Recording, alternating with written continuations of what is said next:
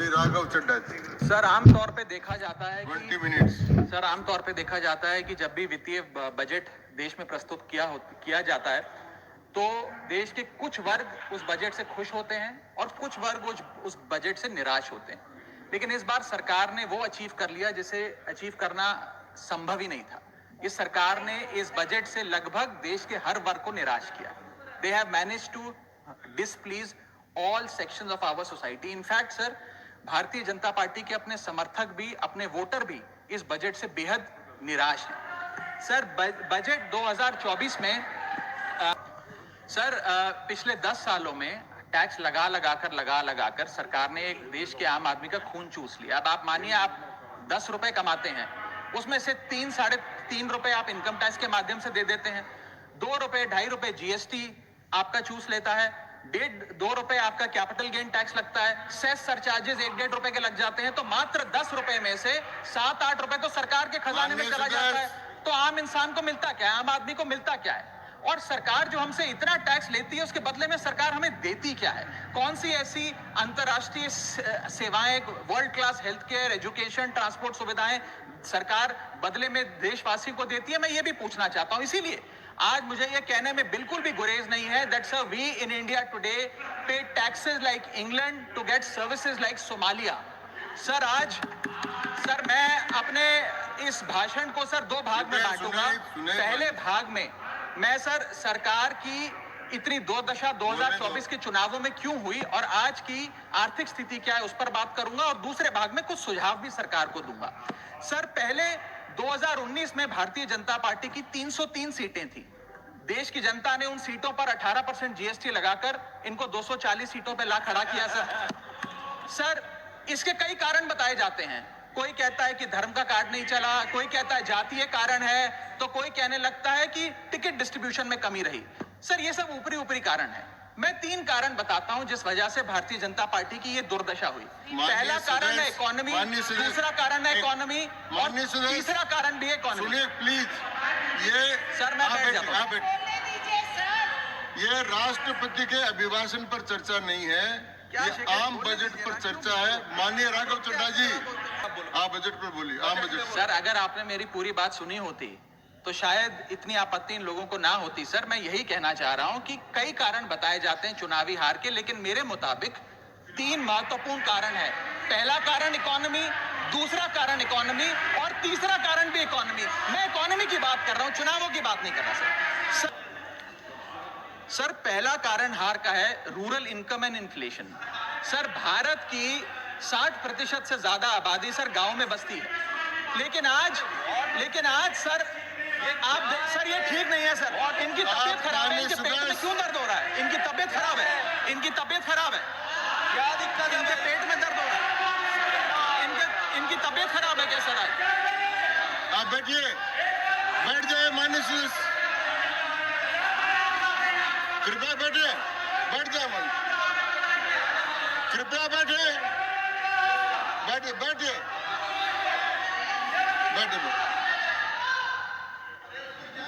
तो बोलने दे, आपको बोलने का अवसर मिलेगा, अब इनको बोलने दे। हाँ सर मैंने 2.5 मिनट बोला, उसमें 5 बार इन्होंने इंटरप्ट किया है। मैं अपना समय सूद समेत इनसे वसूलूंगा सर मैं आगे चलता हूं। सर इस देश में पहला मेरा कारण था, ब्याज की आदत ठीक नहीं है sir, rural income and inflation. Sir आज rising rural inflation, rural unemployment, low crop yield, income inequality, farmer debt, high input cost, low income, no MSP और क्रॉप लॉसेस के चलते ये आलम है सर कि रूरल इनकम ग्रोथ वित्तीय वर्ष 23-24 में डेकेडल लो पे। और सर इसी के साथ साथ किसानों की आय दुगना करने का वादा था, स्वामीनाथन कमीशन के अनुसार एमएसपी देने का वादा था। वो वादे जब पूरे नहीं हुए तो आलम यह है सर कि पिछले 25 महीने लगातार रियल रूरल वेजेस डिक्लाइन पर हैं लगातार। और इसके साथ साथ यूपीए के दौरान, कांग्रेस पार्टी की सरकार के दौरान फार्म वेजेस में 8.5% का इजाफा देखा गया था। एनडीए 1 के दौरान 3% और एनडीए 2 के दौरान -0.6% का इजाफा देखा गया, यानी कि रूरल वेजेस गिरती जा रही हैं। सर मैं ऐसे साधारण भाषा में समझाता हूं सर 2014 में एक दिहाड़ी मजदूर एक दिन की अपनी दिहाड़ी से 3 केजी अरहर की दाल खरीद सकता था सर आज वही दिहाड़ी मजदूर वर्ष 2024 में एक दिन की दिहाड़ी से 1.5 केजी अरहर दाल खरीद पा रहा है। यानी कि महंगाई भी बढ़ रही है और उसकी आमदनी भी घट रही है।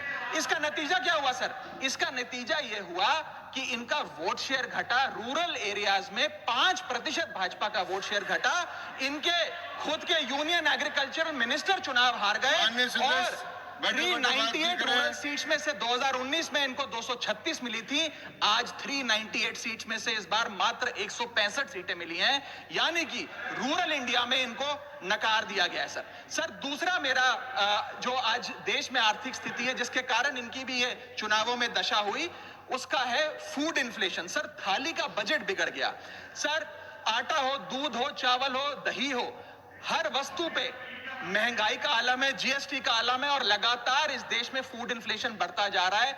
9 से 9.5% के लगभग आसपास फूड इन्फ्लेशन मंडरा रही है सर इस देश में।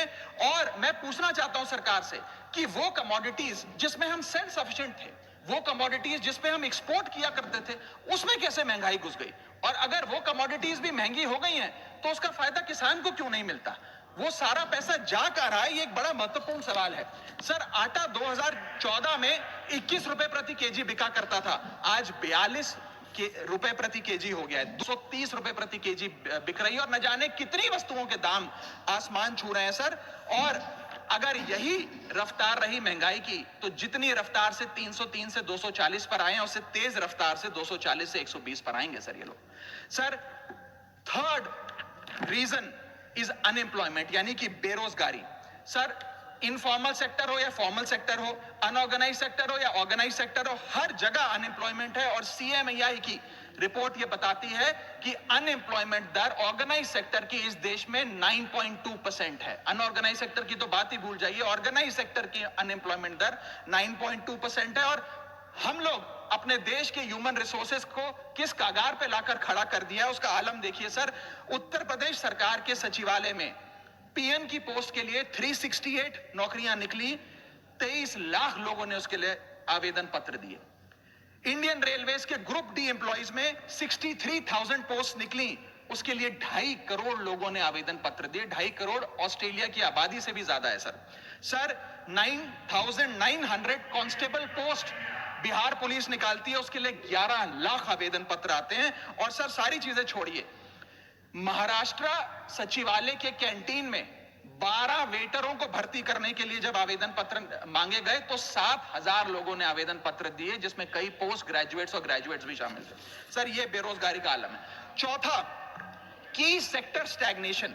जितने की सेक्टर्स हैं इस देश में, कंस्ट्रक्शन हो, ट्रेड हो, जो एम्प्लॉयमेंट क्रिएट करते हैं, उसमें एक स्टैग्नेशन आता जा रहा है। और इंडस्ट्री का इन्वेस्टमेंट जिसे कहते हैं ग्रॉस फिक्स्ड कैपिटल फॉर्मेशन, वो लगातार घटती जा रही है। और मुझे बताते हुए दुख है कि न्यू प्राइवेट इन्वेस्टमेंट वित्तीय वर्ष 24-25 के पहले क्वार्टर में 25 ईयर लो पर आ खड़ी है। यानी कि निवेश नहीं कर रही है इंडस्ट्री आज भारत देश की। सर पांचवा कारण है गिरती हुई पर कैपिटा इनकम यानी कि प्रति व्यक्ति आय। देश के 12 राज्यों में लगातार पर कैपिटा इनकम घटी। उन 12 में से 9 राज्यों में भारतीय जनता पार्टी का वोट शेयर भी घटा। छठा कारण, decline in financial savings and rising debt burden on the Indian household. यानी कि एक औसतन भारतीय परिवार का कर्ज बढ़ता जा रहा है और उसकी सेविंग्स घटती जा रही हैं। फाइनेंशियली हम लोग फ्रेजाइल होते जा रहे हैं। और ये रिजर्व बैंक ऑफ इंडिया के गवर्नर ने खुद कहा कि सेविंग्स बैंक अकाउंट खातों में से सेविंग्स गायब होती नजर आ रही हैं। हमारा net financial savings to GDP ratio वो घट रहा है, हाउस होल्ड सेविंग्स वो घट रही हैं और लगातार सेविंग्स में डिक्लाइन देखा गया। और मैं सिर्फ बुराई नहीं करना चाहता, मैं सुझाव भी देना चाहता हूं। मैं आने वाले अपने भाषण के भाग में 8-10 महत्वपूर्ण सुझाव भी सरकार के लिए लाया हूं। देश हित में, देश की अर्थव्यवस्था के हित में सुझाव देना चाहता हूं। पहला सुझाव, index minimum wages with inflation, यानी कि न्यूनतम मजदूरी आय को बढ़ती महंगाई के साथ जोड़िए। Ma'am, inflation erodes purchasing power. Inflation वो महंगाई वो दीमक है जो आपकी परचेजिंग पावर, आपकी संपत्ति को खा जाती है। इसीलिए आज मैं कहना चाहता हूं कि जैसे बेल्जियम जैसे देशों ने automatic index indexation of automatic indexation of wages लागू किया है, उसी प्रकार हमारे देश में भी मिनिमम वेजेस की ऑटोमेटिक इंडेक्सेशन होनी चाहिए। और यहां मैं बताना चाहूंगा कि मेरे नेता अरविंद केजरीवाल जी ने, हमारी आम आदमी पार्टी की सरकार ने देश में सबसे ज्यादा मिनिमम वेजेस दिल्ली में देने का काम किया।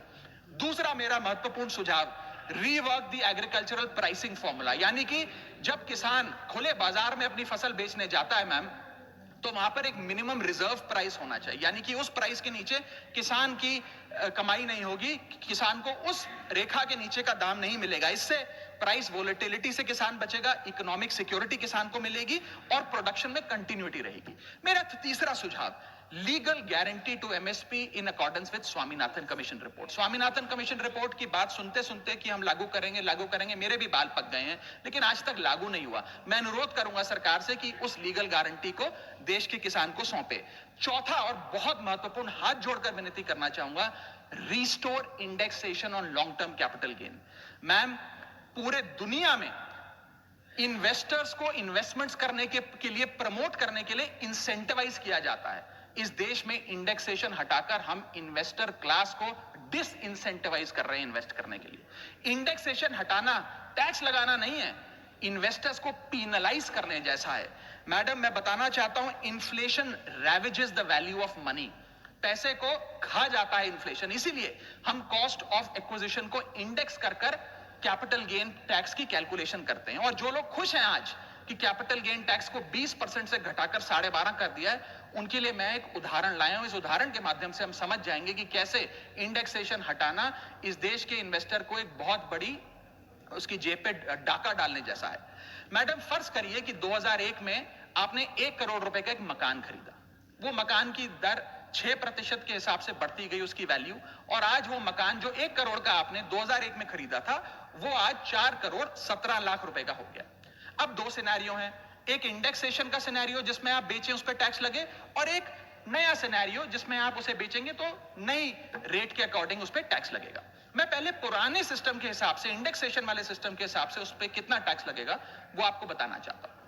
आज वो मकान जो आपने वर्ष 2001 में 1 करोड़ का खरीदा था, वो आप 4 करोड़ 17 लाख रुपए का बेचती हैं, तो आपकी सेल प्राइस 4 करोड़ 17 लाख, लेकिन आपकी purchase price, inflation adjusted indexed purchase price 1 crore नहीं, लगभग 3 करोड़ 60 लाख के आसपास आती है। यानी कि आपका sale price minus purchase price, जो प्रॉफिट ऑन सेल है, वो 54 लाख रुपए होता है।